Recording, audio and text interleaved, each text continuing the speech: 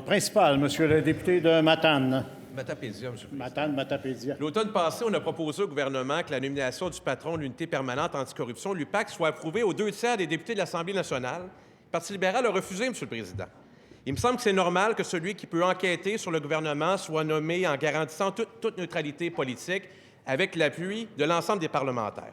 On leur donne la chance aujourd'hui de changer d'idée et de comprendre le bon sens. Je vais déposer une autre motion après la période des questions qui propose la nomination aux 2 tiers, comme pour le directeur général des élections, comme pour le protecteur des citoyens, comme pour le vérificateur général du Québec, comme pour le commissaire à l'éthique.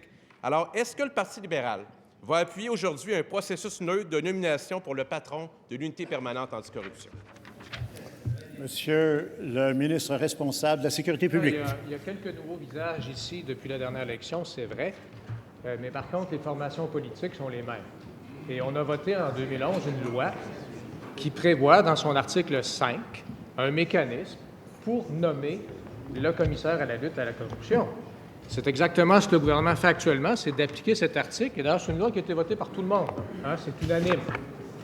Et je ferai remarquer à cet effet que le commissaire, M. Lafrenière, justement, lorsqu'il a été reçu par la Commission des institutions en novembre dernier, il a dit que ça serait une très mauvaise idée de mêler le judiciaire et le législatif. Alors, je pense que c'est un conseil qui est très sage, sur lequel j'invite l'opposition officielle à méditer. Première complémentaire, Monsieur le député de Matane-Matapédia. Monsieur le Président, pour paraphraser le premier ministre, l'Assemblée nationale de 2016 n'est plus celle de 2011. Alors, il y en a d'autres qui sont nommés aux 2 tiers, le commissaire au lobbyisme, la Commission des droits de la personne, la Commission d'accès à l'information. Alors, est-ce que l'UPAC, la lutte à la corruption, c'est moins important pour la démocratie que toutes ces institutions? Pourquoi ne pas nous appuyer et nommer, lui aussi, le patron de l'UPAC aux 2 tiers des membres de l'Assemblée nationale et lui assurer une plus grande légitimité? Monsieur le ministre de la Sécurité publique. Monsieur le Président, je pense que novembre 2015, ça fait pas très longtemps, lorsque le commissaire a dit que ça serait une très mauvaise idée de ne plus séparer le judiciaire et le législatif. Je pense que c'est un principe important pour respecter la démocratie. Et j'écoute les questions, j'ai entendu certaines questions de l'opposition officielle, beaucoup de questions de la deuxième opposition aujourd'hui. À les écouter, prendre d'assaut l'article 35 de notre règlement. Je pense que, oui, c'est très important de séparer le judiciaire et le législatif. Et on ne fait qu'appliquer justement cette sage décision unanime des formations politiques qui ont approuvé la loi et qui ont prévu une procédure qu'on suit à la lettre actuellement.